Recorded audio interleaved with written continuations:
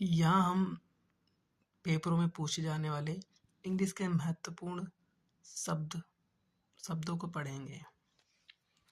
पहला शब्द है हमारा एवरेशियस। एवरेशियस का मतलब होता है लालची। एवरेशियस का मतलब होता है लालची। एवरेशियस का मतलब होता है लालची। एवरेशियस का मतलब होता है लालची। सेकंड है अनकॉट। अनकॉट का मतलब होता है गंवार, असभ्य। अनकॉट का मतलब होता है गंवार, असभ्य। अनकोट का मतलब होता है गंवार, असभ्य। थर्ड है हमारा ऑकवर्ड। ऑकवर्ड ऑकवर्ड का मतलब होता है अजीब। थर्ड है हमारा ऑकवर्ड। ऑकवर्ड का मतलब होता है अजीब। फोर्थ है हमारा एलिगेंट। एलिगेंट एलिगेंट एलिगेंट का मतलब होता है सुरुचिपूर्ण, सुंदर। एलिगेंट का मतलब होता है सुरुचिपूर्ण, सुंदर। एलिगेंट का मतलब होता है सुरुचिपूर्ण, सुंदर। फिफ्थ है हमारा नीव। नीव का मतलब होता है धूर्त, धूर्त, दुष्ट। नीव का मतलब होता है धूर्त, दुष्ट। सिक्स्थ है हमारा निम्बल। निम्बल निम्बल मतलब होता है चतुर, चालाक। निम्बल निम्बल मतलब होता है चतुर, चालाक। निम्बल निम्बल मतलब होता है चतुर, चालाक। सेवंथ है हमारा एक्सप्लोड। एक्सप्लोड एक्सप्लोड का मतलब होता है विस्फोट, फटना। एक्सप्लोड का मतलब होता है विस्फोट, विस्फोट, फटना। एक्सप्लोड का मतलब होता है विस्फोट, फटना। इंजरीज इंजरीज का मतलब होता है हानिकारक, पीड़ाकारक। इंजरीज इंजरीज का मतलब होता है हानिकारक, पीड़ाकारक। इंजरीज इंजरीज का मतलब होता है हानिकारक, पीड़ाकारक। और आगे है इसका नाइन्थ आइडेंटिकल। आइडेंटिकल का मतलब होता है समान। आइडेंटिकल आइडेंटिकल का मतलब होता है समान।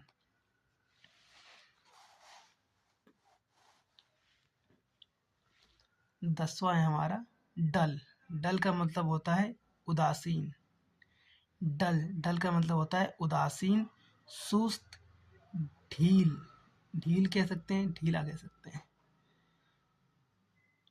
डल डल का मतलब होता है उदासीन, सुस्त, ढील। डल का मतलब होता है उदासीन, सुस्त, ढील। डल का मतलब होता है उदासीन, सुस्त, ढील। केनिबल केनिबल का मतलब होता है नरभक्षी, आदमखोर।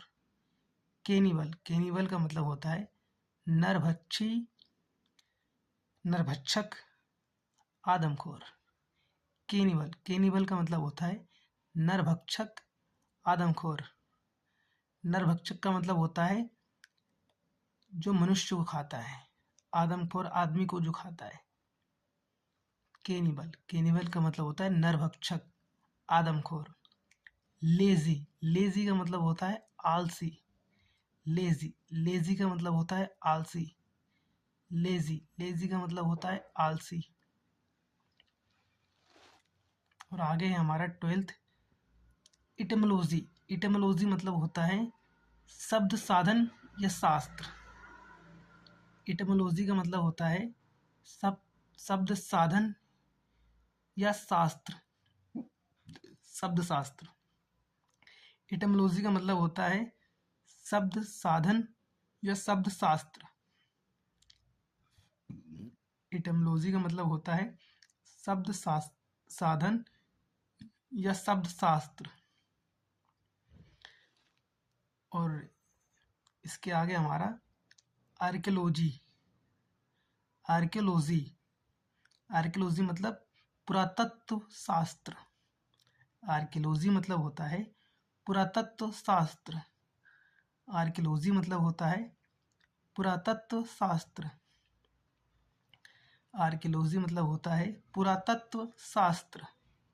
आर्कियोलॉजी मतलब होता है पुरातत्व शास्त्र। इसके आगे हमारा फिजियोलॉजी।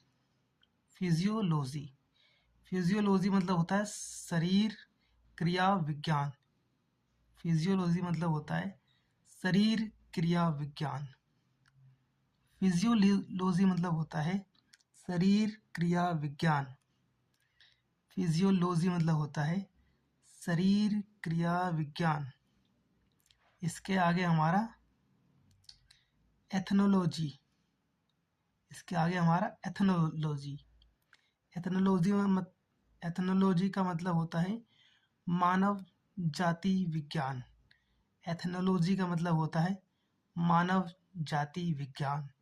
एथनोलॉजी का मतलब होता है मानव जाति विज्ञान। एथनोलॉजी का मतलब होता है मानव जाति विज्ञान। इसके आगे हमारा वेटरन।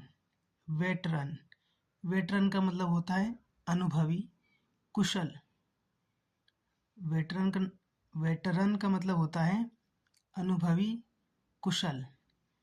वेटरन का मतलब होता है अनुभवी कुशल। वेटरन का मतलब होता है अनुभवी कुशल। नोविश नोविश नोविश मतलब होता है नौसिखिया या नया। नोविश मतलब होता है नौसिखिया या नया। नोविश का मतलब होता है नौसिखिया या नया। डल का मतलब तो आपको पता ही है, उदासीन। ब्राइट ब्राइट मतलब होता है चमकदार। ब्राइट ब्राइट मतलब होता है चमकदार। ब्राइट ब्राइट मतलब होता है चमकदार। ब्राइट ब्राइट मतलब होता है चमकदार। नोबल नोबल मतलब होता है महान कुलीन। नोबल नोबल मतलब होता है महान कुलीन। नोबल नोबल मतलब होता है महान कुलीन। नोबल नोबल मतलब होता है महान कुलीन।